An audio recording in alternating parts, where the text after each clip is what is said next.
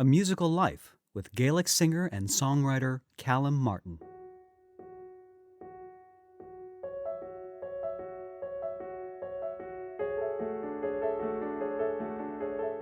Gaelic singer, songwriter, and educator CalumMartin has been performing and recording since 1979.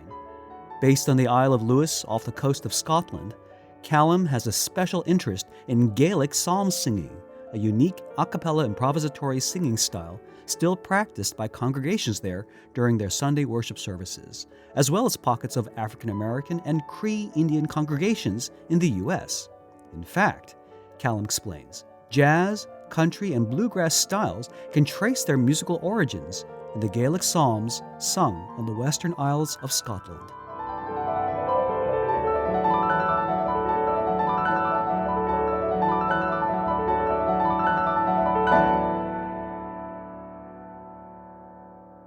Welcome to A Musical Life. I'm Hugh Sung, and I'm so excited to introduce you to CalumMartin and the fascinating world of Gaelic psalm singing. Callum and his daughter Isabel Ann Martin both graciously contributed their talents to my upcoming album, Psalms, Hyssop and Snow. I'll be interviewing Isabel Ann in a separate interview, so be sure to check that out.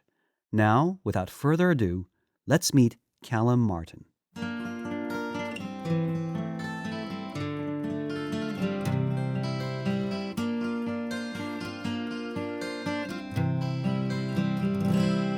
Aman vi fagal glas who on the matin forgemarst mach hier traum for Island sweet kurkul richir magrai kurkul rish neolik as a violet border time, snatch other ambulan, smek cool richie bagrai, cherish cheetahs boy and love, and you for your spirit.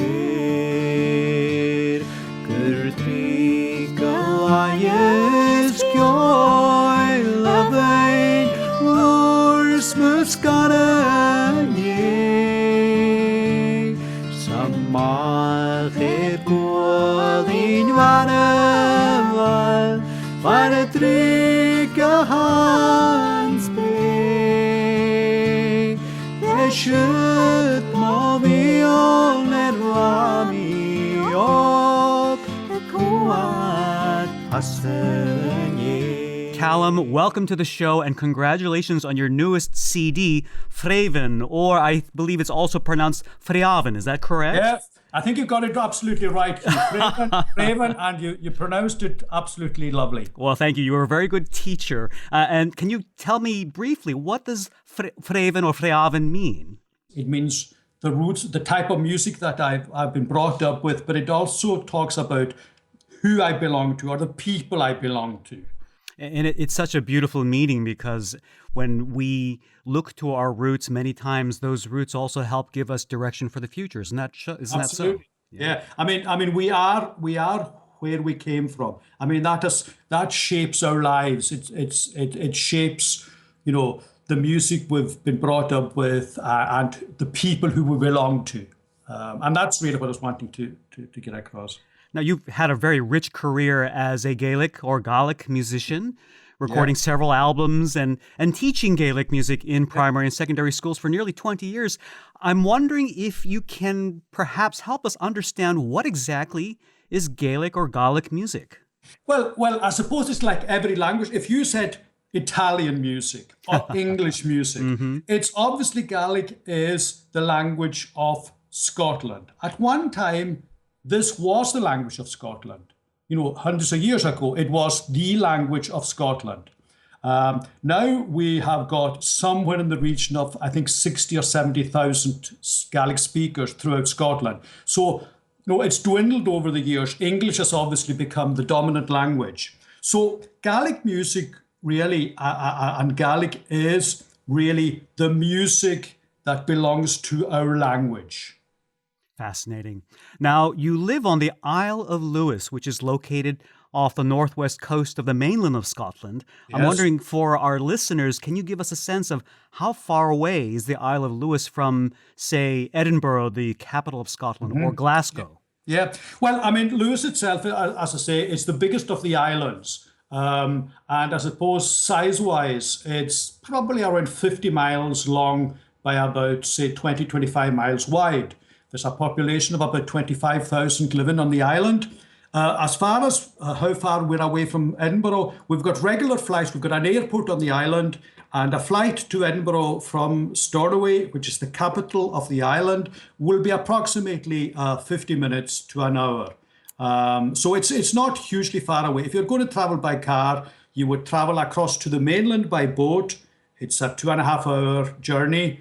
And then if you went by car from where you landed, a place called Ullapool, down to Glasgow, it would take you about 4 hours roughly by car. But very convenient to fly straight from our island to Glasgow and Edinburgh. Both of them are about the same distance. Glasgow and Edinburgh are only, 30 miles apart, really. So that's where we are. It's very, very easy for us to think that that's a long distance, but when you're talking about America, it's a very short distance. That's very, very true. It's much more convenient than I realized. And now it's amazing because despite the relatively small size and location, the Isle of Lewis was home to some very famous people, such as the Bible scholar Arthur Pink, who was a personal favorite of mine, and believe it or not, Donald Trump's mother, who I believe came from Tong, a village about 4 miles away from Stornoway, right? Well, Tongue is actually where I'm from. Oh, interesting. I'm speaking to you from Tongue. And talking about Arthur Pink lived in a house in Stornoway, a place called Lewis Street, and people still come and look at that house where he wrote all his books. And Arthur Pink it's amazing to hear someone like yourself, you talk about Arthur Pink, because he's held in very high esteem here. He was a very unusual character, Arthur Pink. He didn't really belong to a church as such. Yes. And this particular house that he's living in on Lewis Street, you can still see the house to this day. But he was a great theologian. Yes, yes. And so, it's amazing to think that there we have someone there that's known throughout the world, by a lot of different people. Now, Donald Trump's mother, that's a very interesting one. Donald Trump's mother went to the same school as my father-in-law. How about that? Yes, because... in fact, I tell you, Donald Trump's mother's house is less than a mile away from where I'm speaking to you just now. How about that? And Donald Trump is a very controversial character, as we all know. Yes. And he came home to the island a couple of years ago. Really? Yes, he came to the island here a number of years ago when he was looking towards building his golf course. And people on the island thought, I wonder is he going to end up looking here? But he ended up going to the east Aberdeenshire side of Scotland. But when he arrived here on the island, there was a huge following. For a start, his own plane arriving at Stornoway Airport with his very distinctive colouring, etc. And then him coming down to his mother's house, the house his mother left from. And of course, the press were there following him, etc., etc. And believe it or not, on my album, the last album, the Fraven album, or the Fiavan album I'm talking about, there's a track on there called DT's Welcome. And I wrote that, and this is a number of years ago. I'm trying to think when it was, about 2-3 years ago when he came to the island. And I was just inspired to write a tune, just not in support of Donald or against him or anything like that, but just basically the whole sort of rigmarole of him coming to the island and the press following him, etc. And I couldn't help but think what was going through his mind. To me, it should have been a private thing for him to be able to visit where his mother came from, where his roots were. But of course, the press were just, and it was on the local news, etc., etc. So I wrote a tune based on that. It's called DT's Welcome.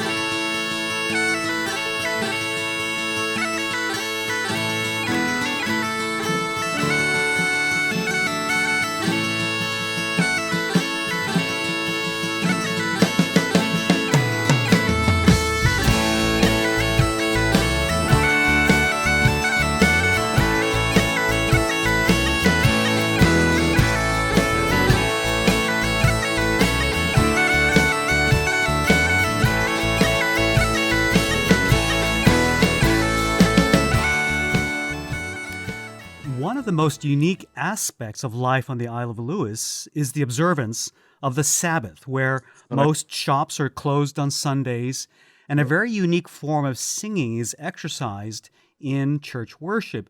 It's called line singing or lining out. I'm wondering if you could tell us what lining out is and what your role, because you actually lead that sort of singing as what we call a presenter. Can you tell us what lining out is and how the presenter functions?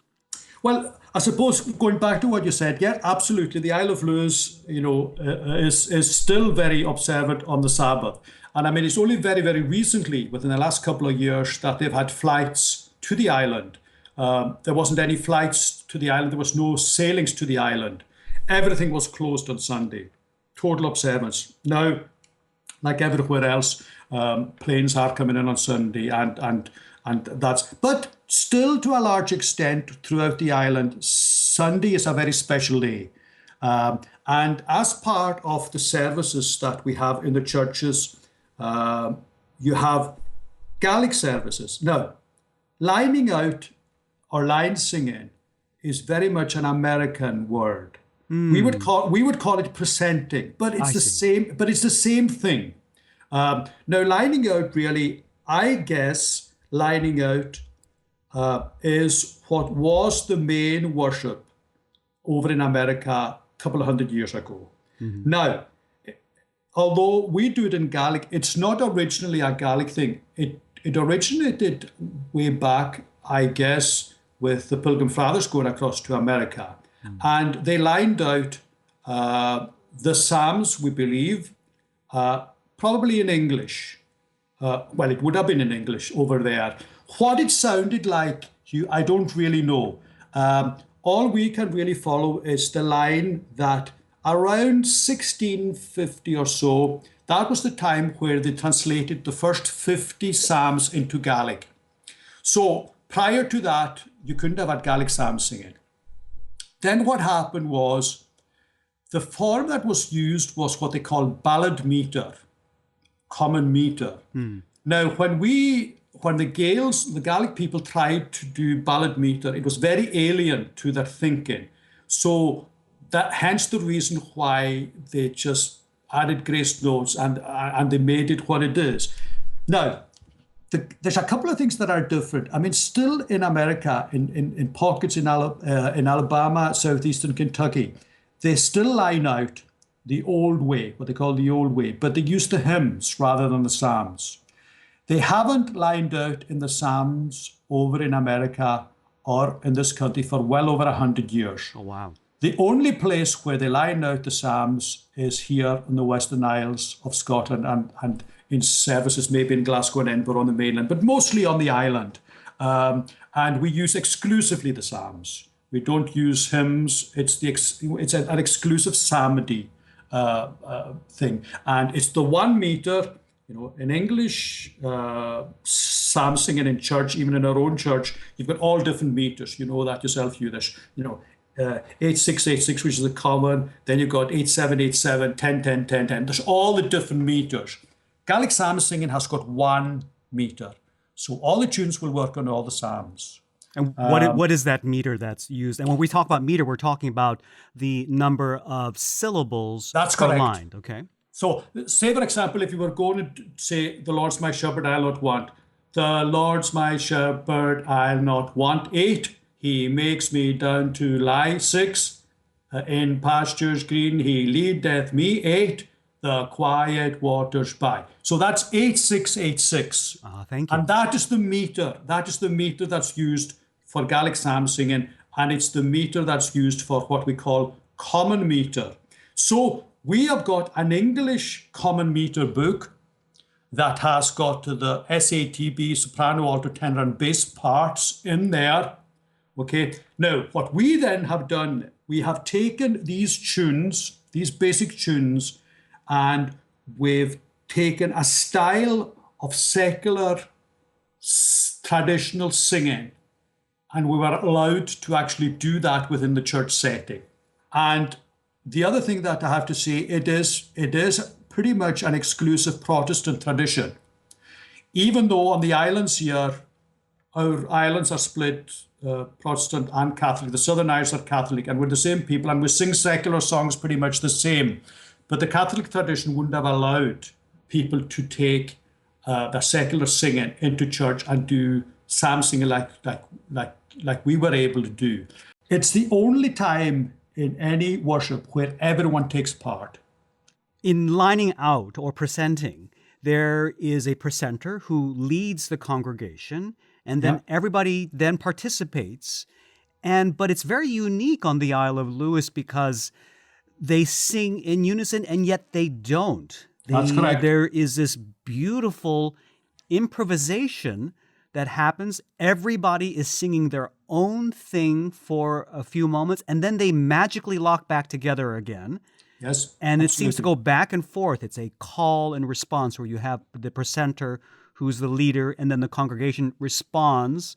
They go back and forth like this. Is there anything else that you can help us to understand about the style of singing and how it works? There's seemingly this randomness and yet this organization. How does that work? It's really strange. I suppose the musical term would be free heterophony, because it's free and it's heterophony. It's also, and I think this is a crucial thing for all musicians, it is not governed by tempo. In other words, tempo is suspended. Whereas the settings that the psalms come from, Kilmarnock being an example, all these tunes that we use, and I suppose in general use there are about 20. I should maybe mention that way back historically, when they started off doing Gaelic psalm singing originally, they had 6 tunes which they called the long tunes. And of these 6 tunes, there are only 3 tunes that are now used pretty much amongst, say, in today's, today. There's the tunes were Stilt, no longer in existence, Elgin, no longer in existence, Old London, no longer in existence, French in existence, Dundee and Martyrs. So French, Dundee and Martyrs are still used. So what they sounded like way back then, Hugh, I'm not really sure. All I can go on is I know what it sounded like in my lifetime. And basically what happens is there's a simple tune. It's a soprano line always. And Kilmarnock is a tune. Now what happens is people will have learned Kilmarnock, the basic melody of Kilmarnock. They will have that in their heads. Then what happens is people are then free to improvise round these signposts of melody. And so when everyone gets together and they start singing, people are actually coming in at different times. And musically, it drives musicologists crazy because it just should not work. It just should not work.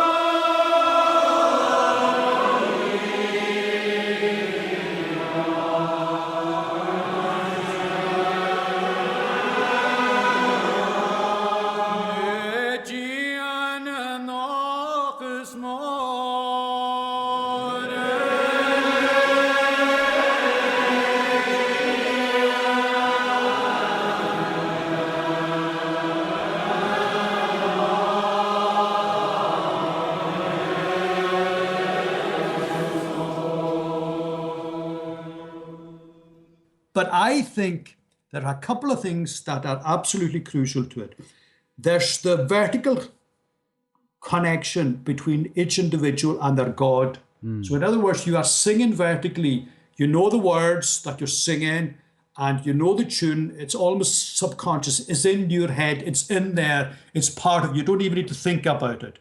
And that's going on. But you're horizontally at the same time, there's the communal aspect where you're subconsciously or consciously hearing the other people round about you singing. And there's a toing and froing of the tempo. It's almost like a lot of people will say it sounds like the sea coming in and going back out again. And then there's the spiritual connection. Because you've got to remember when these psalms were, I suppose, when people were in congregations of 1,000 people, it's the only time that people would be together where they wouldn't even know if they had enough food to last for the week. So they put everything, heart and soul, into their singing. And it's everyone is together, worshiping together. And there's something happens when voices, soul to soul, happens that you can't really get with instrumental music. I think there's just something that the voice has that is just unique to each individual person. But it also speaks to the deep spiritual connection. Correct. That defines the music. It's almost music beyond just its own performance. But I love your illustration of the vertical aspects and the horizontal aspects. Yeah. There is definitely the spiritual vertical, and then there's the communal horizontal, where you're aware of everybody, and yet it's so unique to hear. It's totally. Yeah, this style of music, but community as well. Community as well. And the thing about it is, just going back to, if someone was going to look at Gaelic psalm singing and what's going on, there's a couple of things that are very unusual in Gaelic psalm singing. For a start, and this is only a Gaelic thing, it's not English. When you go and you do English singing in the church, you know what the psalms are, and you can pick the tunes that you're going to have. And sometimes they put the tunes up in the church so that they can see them. In Gaelic psalm singing, no one knows. First of all, the presenter doesn't know what psalms is going to pick. The minister then doesn't know what tune the presenter is going to pick for his psalm, and neither do the congregation. So what happens is the minister will read the psalm. He'll read maybe 6 or 7 verses. At the same time as that's happening, the presenter is finding the psalm. He's saying, yeah, here we are. He will read through a few, and then he will announce, we are now going to sing, and he will announce it in Gaelic, in the old style of Gaelic, from verse so and so, 4 verses. And he will repeat the first 2 lines. Now, that is something that's very different from lining out in America. Lining out the hymns, say for example, lining out Amazing Grace, you start straight away. Amazing Grace, how sweet the sound. So you're straight in there with a presenting line or a lining out line right on the first line. Mm-hmm. In Gaelic psalm singing, the first 2 lines of a 4-line stanza are sung together. So basically what happens is the presenter will stand up, he will start the tune, halfway through the first line, the congregation will recognize the tune and they'll start joining in. And then by the end of the second line, the whole congregation have got the tune, they know exactly where they are. And then from line 3 onwards, for however many stanzas you do, the line is presented or lined out. The congregation then repeats that line, and then so it goes right through to the end. And it's important to emphasize that the congregation, they're all coming in at random times, approximately after the first 2 lines are presented to the congregation. Is that correct? That's correct. Absolutely. So, I mean, once it's established, some people will come in before the presenter has actually finished the end of the slide. Now, I'll tell you the other thing that's unique about Gaelic psalm singing, and because I've been teaching this to children in school, and one of the hard things to do when you're trying to teach children anything is to get them out of choir mentality, because that's the way people are, that's the way we're brought up. In Gaelic psalm singing, there is no silence.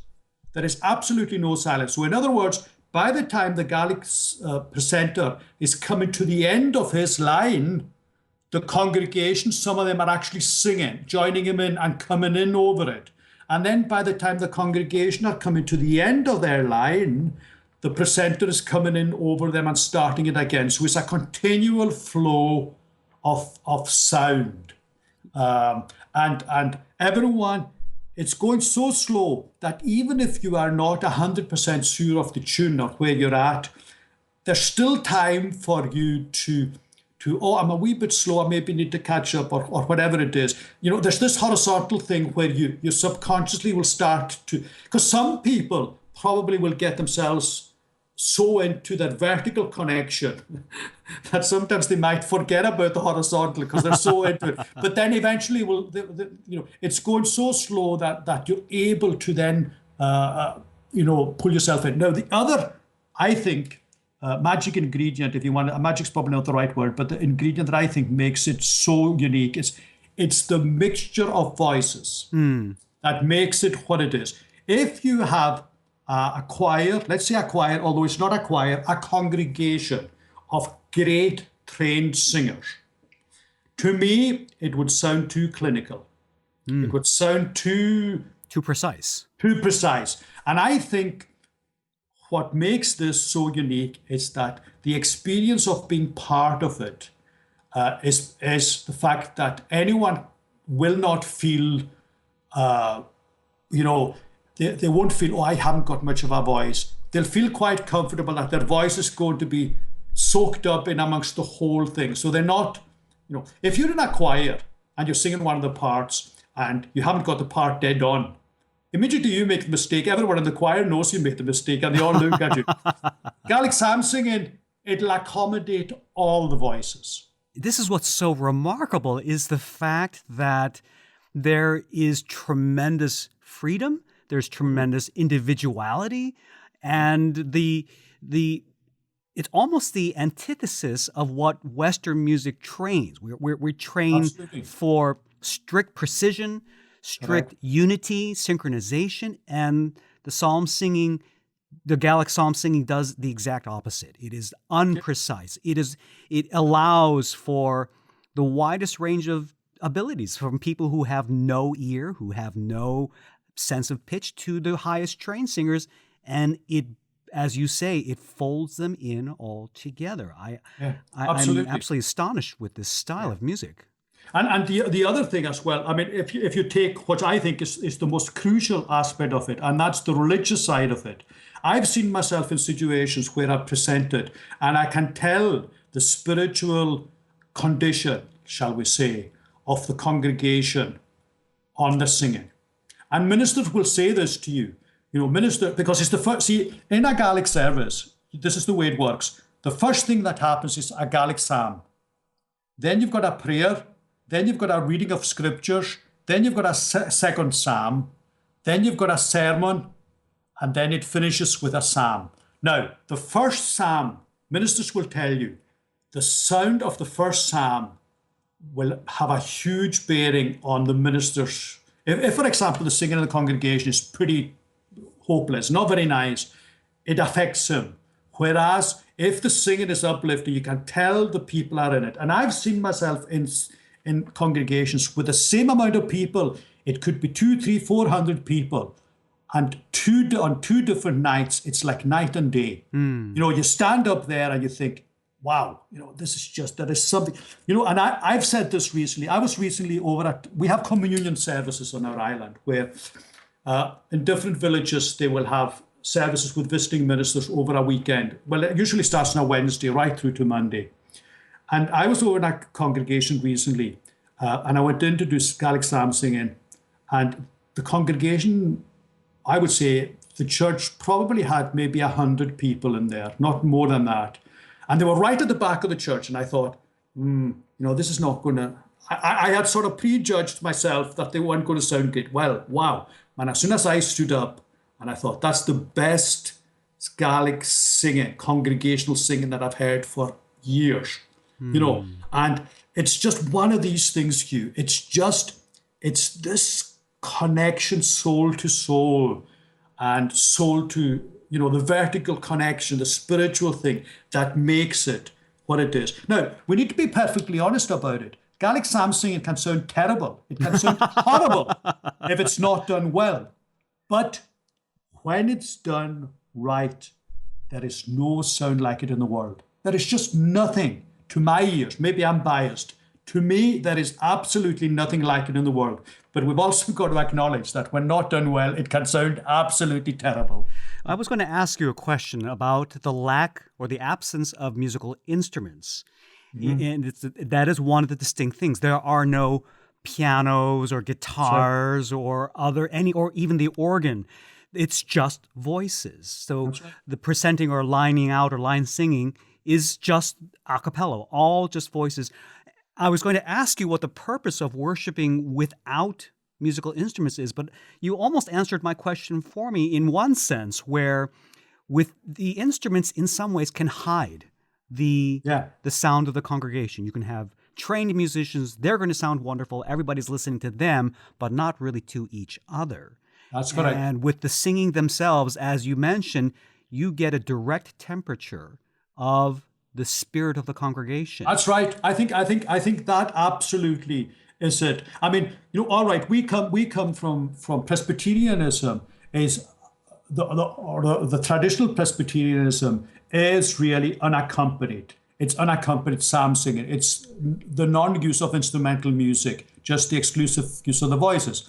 But when it comes to Gaelic psalm singing, this is a thing that I've noticed. In English psalm singing, instruments are used, and you will have the piano or guitar or something like that accompanying it. The Gaelic psalm singing, it doesn't need anything.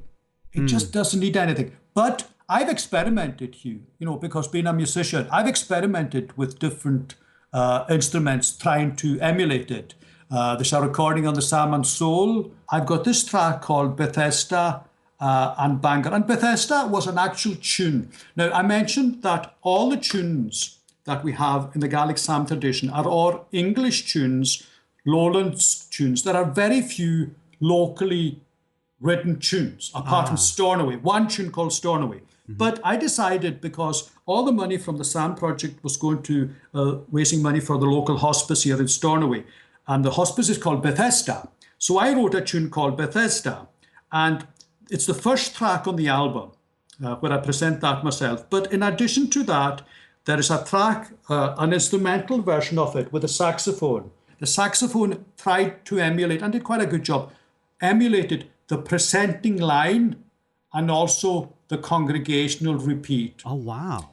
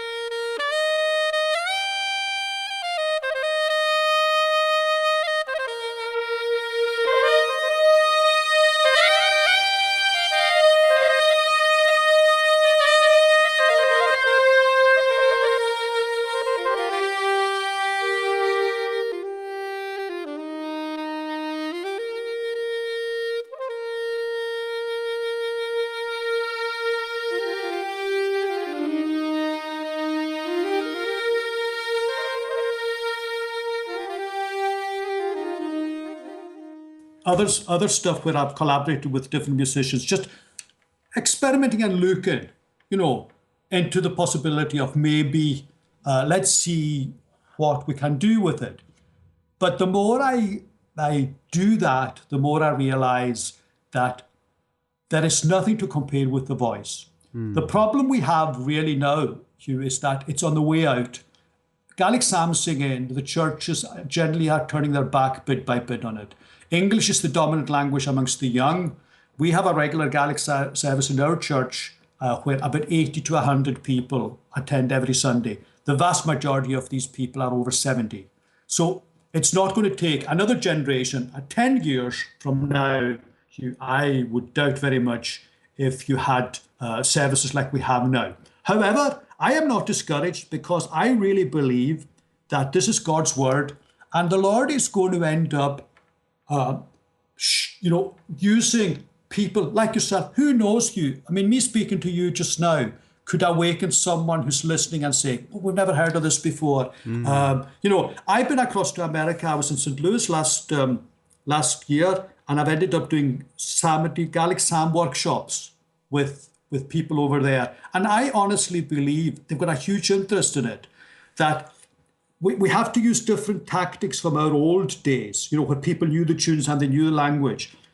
I think if people are really interested in it, I think it's something that if there's enough people showing an interest in it, we could start workshops where you never know, it could have a renaissance. Because to me, there is just something honest and deep about this music that people who have never even heard it before, they recognize there's something in this.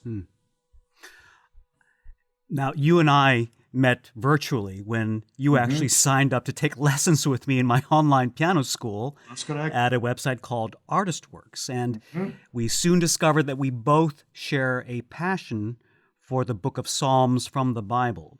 Now, Correct. Thanks to that meeting, you and your daughter, Isabel Ann Martin, who I'm going to interview next, were gracious enough to contribute your talents to my own upcoming album, Psalms, Hyssop and Snow. So let's just take a moment to listen to your rendition of my setting of Psalm 119, verses 1 through 8, entitled Aleph, sung in Gaelic, which is also included in your latest album, Fravin. That's right.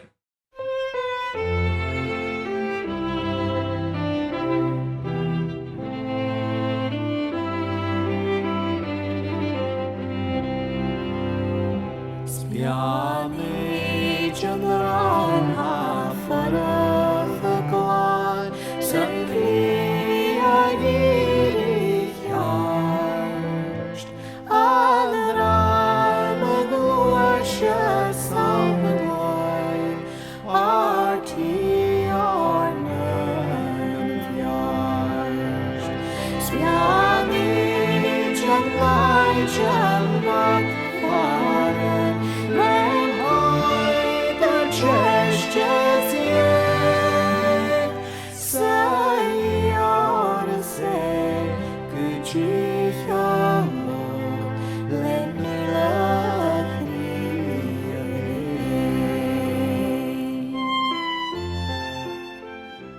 There is actually a fascinating connection between the legendary jazz trumpeter Dizzy Gillespie and Gaelic psalm singing. I'm wondering if you could elaborate a little bit more about this really interesting connection.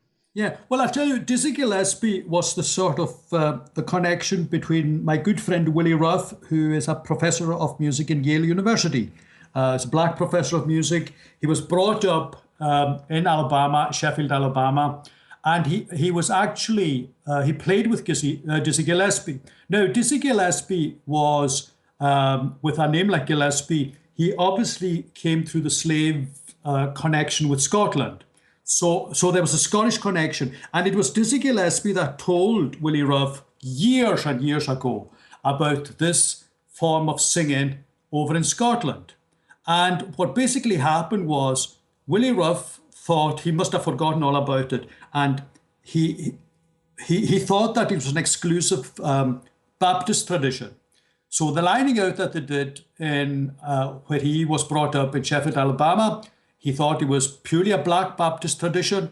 And lo and behold, he ended up going to a church on in a place called Callum, Alabama, a black Presbyterian church on a Sunday afternoon because he was told that it had the best catfish dinner to be found.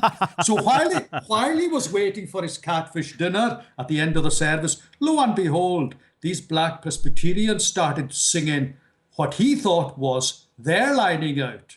So he approached one of the elders at the end of the service and said, "When did you cotton picking black Presbyterians pinch out black Baptists lining out?" And he said, "Oh, we've always done it." So then he asked the questions, "Do white Presbyterians do it?" To which the man said, "White Presbyterians have not done this in America for way over 100 years. However, it is rumored that on the Western Isles of Scotland, they still do it in Gaelic." So Willie hot-footed across to the island. That's how we met up.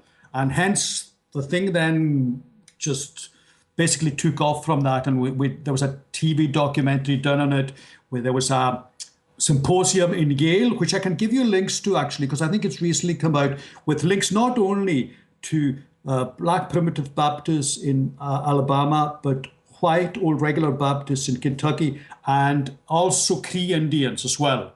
You also do it in a very, very similar, but it's in very sort of, so that was the connection between Dizzy Gillespie and Willie Ruff and the Gaelic Psalms. It was his Scottish roots. He knew about it. Amazing. Isn't it? Absolutely. And please do send me the links. We'll have them included in the show notes for the show. Absolutely. Yeah. Now, you had mentioned that given the advanced age of many of the congregant members, that there is a real danger of this beautiful style of singing dying out.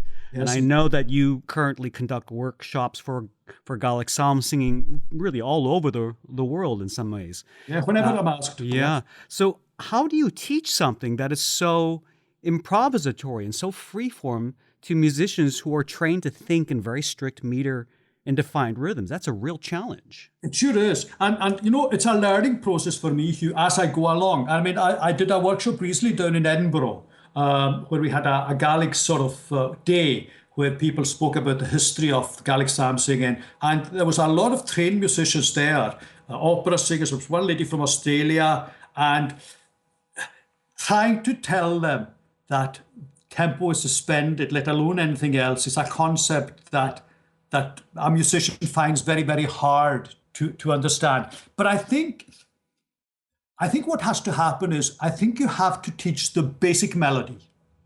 I think the basic melody has got to be taught, first of all. And then once you've got the basic melody, what you then do is you then improvise around it. And I think I for a lot of classical players, Hugh, I think you have to accept that a lot of classical musicians, once you take the written paper away from them, they're totally lost. I think it really is a form of jazz. Yes. Yeah. I mean that's what Gaelic psalm singing is. It's a form of jazz. So I'm beginning to sort of yield towards the idea of this sort of blues guitar licks to simulate the presenting, but also I think as far as the congregation, because ultimately, although the presenter is hugely important, it's really the congregation. That's where the psalm singing is. It's where the congregation repeat whatever the presenter actually does. So I think there are ways, and see, one of the main obstacles that a lot of people have when it comes to Gaelic psalm singing is they think the language is a big obstacle. And a lot of people would say the question to me, well, can it be done in English? And I would say it can, but it doesn't sound right in English. I think what would have to happen with this is that you teach people, and if they wish to then take it into their own language, it would have to sound right to them. I think undoubtedly it would have to change. I think myself, a wee bit like I take the comparison between opera and Italian. Some things sound really right in the language. Opera and Italian sounds absolutely right together. I think Gaelic psalm singing, especially this style, sounds good in the language. And I hope that I would try and persuade people that you don't have to be a perfect Gaelic speaker to be able to do this. It moves so slow. And, if truth be told, if you didn't know what psalm it was, if I was going to listen to a congregation in isolation without a presenter, I would not be able to recognize anything that they're singing. That's why, on the one hand, it's so personal. You are singing vertically the words that are, but yet as an overall sound, it almost transcends what the words are, if you see what I mean. I think so. I certainly think that even for learning one tune, it would take absolute ages. I said that when I was doing my workshop in Edinburgh. I said, you could pick a tune like Kilmarnock, SATP, the 4-part, you would go into a quiet practice, and because it's written out, you would learn that tune in no time, if everyone knew how to sight read. Gaelic psalm singing is not like that. It has to mature over a period of time. Each individual person will have a stylistic difference that is unique to him.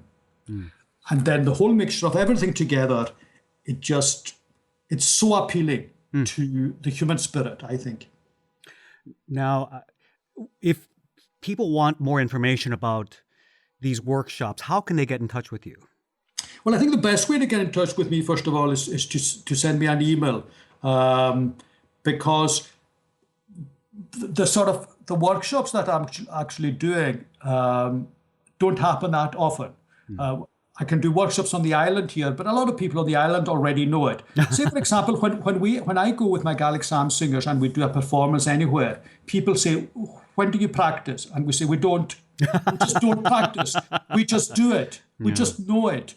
It's not like a rehearsal. When do you rehearse? We don't rehearse.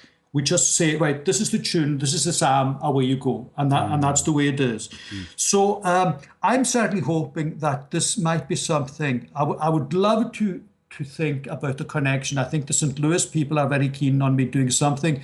There's another gentleman, an Irish musician in New York called Mick Maloney, who is very keen on me coming over there and maybe doing stuff with the Irish people, because it's the same language. I don't really care, Hugh, who I'm going to be doing it with. To me, the psalms don't belong to us; they belong to everyone. And that, to me, that's really important. So we'll be sure to include Callum's email address in the show notes, so be sure to come to the website for that. Lastly, you are currently working with Craig Armstrong, who is considered one of the leading film composers in the UK. Yes. I'm wondering what brought you to his attention, and what is the project that you're both working on together? Yeah, well, I'll tell you, it was a strange thing with Craig Armstrong and the way it worked out. Quite often at that big festival in Glasgow called Celtic Connections each year, we've done psalm singing over a period of time, doing in different settings, from the Psalm and Soul with the group from Alabama. And recently, 2 years ago, we did a collaboration with a group from India, from the conservatoire over there, that was set up by A.R. Rahman, the well-known film composer, very talented 18 to 24-year-old. So the connection really was that their type of singing uses a lot of grace notes. And we thought it would be really good for us to do something together. So we did a concert together in Glasgow where they did their singing, we did ours, and I did a collaboration across the internet with them where we sang a Gaelic psalm together. And during that leading up to the concert, the gentleman that organises Celtic Connections, Donald Shaw, artistic director, said, there's this gentleman who would love to meet you, Craig Armstrong. I'll be quite honest, I'd never really heard of Craig Armstrong before. And at the end of the night, there's always people interested in speaking to me, but more from a gimmick point of view. There's a hip-hop artist from New York who wants to speak to you about it. And I'm saying, no, it's not a gimmick. To me, it's not. I don't want Gaelic psalm singing to be just an add-on gimmick to anything. Yes. Anyway, he said, there's this guy wants to meet you. And I'd forgotten all about it. At the end of the concert, he said, oh, come over and meet this guy. And I liked him from the first time I met him. I said to him, now, the first thing I'm going to say to you is this: I'm not interested in gimmicks. And he said, no, neither am I. My grandfather was a presenter. I am really interested in doing a project together. I will come up to the island. I will come and listen to you in prayer meeting. I want to understand it. Because see, to me, you can listen to it on a CD and you can listen to it as much as you like on a CD, but there's nothing like being in it. You need to live it. It's part of who we are. So anyway, Craig came up, and then as a result of that, we got a commission from when the Ryder Cup was on in Scotland last year. They commissioned us to write a piece of music together. So we took a tune called Martyrdom, which is one of the Gaelic tunes. And Martyrdom is quite a well-known tune in America as well. And myself and Craig did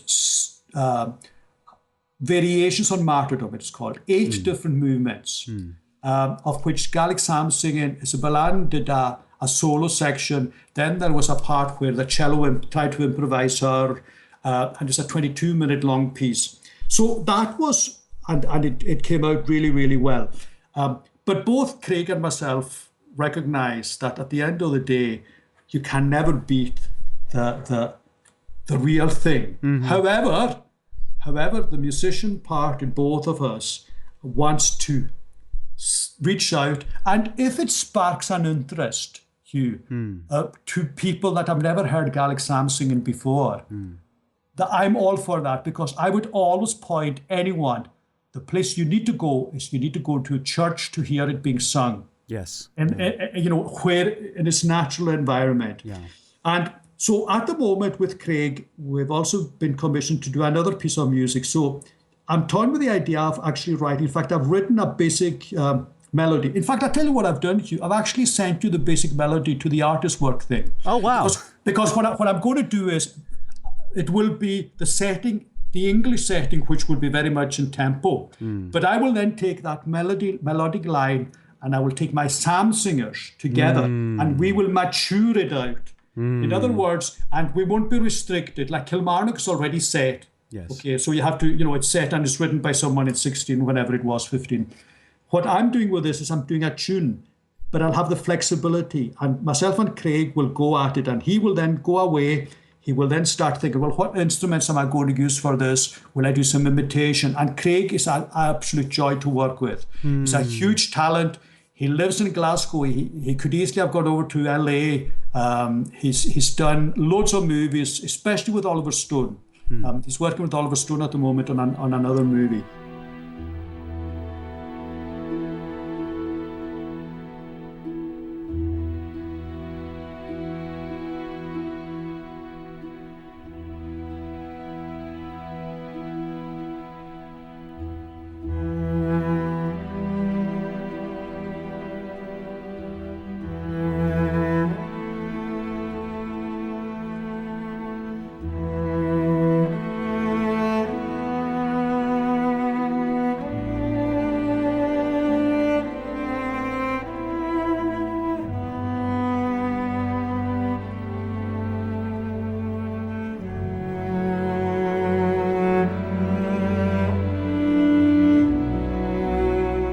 So we're hoping to, between November and maybe January next year, write another piece together. And he's hoping to come up to the island within the next week or two as well. Oh, so lovely. It'd be a great guy for you to interview as well. And I'll definitely mention to him. Thank you so much. Well, I hope certainly when this project comes to life, you'll have to come back on the show and share that with us. So I'm more than happy, Hugh, to come and discuss. And if people want to end up expanding on what I've said, or even one aspect of it. Gaelic psalm singing, I think I speak into understand. I could go on about it all day long, bore people to death. But I'm so enthusiastic about it, because to me, there is just nothing like it. It is so remarkably beautiful, and it's such a joy to experience this myself, really, for the first time, and to have you on the show to share your history and life and passion for it. Callum, thank you so much for being on the show. It's been a real pleasure, Hugh, and I certainly hope that one day we'll have you across to the island here, looking at Arthur Pink's house on Lewis Street in Stornoway, and sharing with our Gaelic psalm singing. I can't wait for that day. For links to all the music featured in this episode, be sure to visit the show notes at amusicallife.com. You'll also find links to Callum's website and CDs. And be sure to leave a comment or send me your feedback by email at stories@amusicallife.com. I'd love to hear from you. If you like this show, please tell a friend or share a link on Facebook or Twitter.